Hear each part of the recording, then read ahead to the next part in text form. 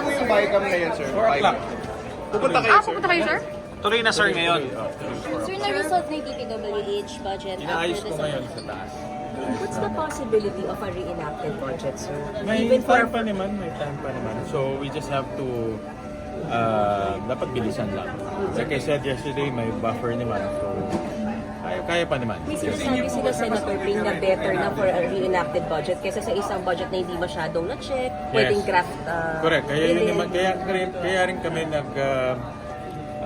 medyo tumatagal kasi like for example in DPWH, sinabit lang ngayon yung kanilang bagong data. So binavalidate namin yung data tapos ini-include namin yun sa almost 10,000 projects. So tinitingnan namin yung effect. So yeah, like yan, bago yan. Kaya gusto ko sana matapos before 4 o'clock pero hindi pa sila tapos. Sen, marirestore ba yung 45 billion kung sakali? Tignan ko muna yung data. Tignan ko muna kung anong lalabas doon sa binigay ng DPWH. Kasi ang ginawa ng DPWH ngayon, yung sinabit nila sa amin, walang hauling at walang logistics. In short. So ngayon, pinasok na nila hauling, pinasok na nila logistics. So itong presyo na, itong adjustment factor at presyo nila, masasabi ko almost or near realistic. But I need to apply that to the project. So, So, no sir, wala decision nang yet on the deadlock? 45. Wala pa. So still deadlock for DPWH? Deadlock pa rin, sir. For now.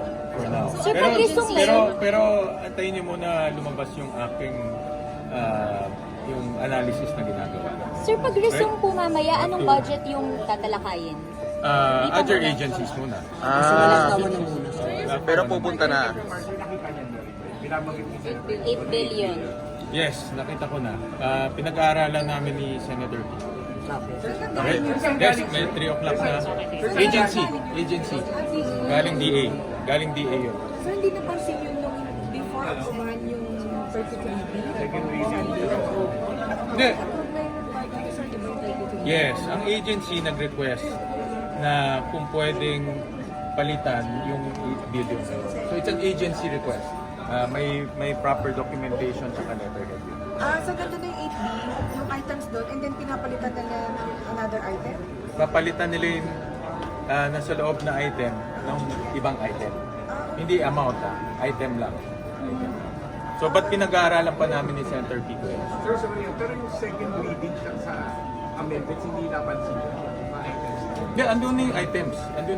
So, kompleto yun. Kompleto yung items. Walang kulang na items. Pero ibig sabihin nga, Senator, papalitan ng panibagong list of items? Yun ang request nila. But hindi pa kami pumapayag or dinideny. Pinag-aaralan pa ni Senator Pico. So kaya tutuloy, sir, yung ibang budget ng agency ang tatalakayin? Yes. For now. Thank you, sir. Alright guys, thank you. For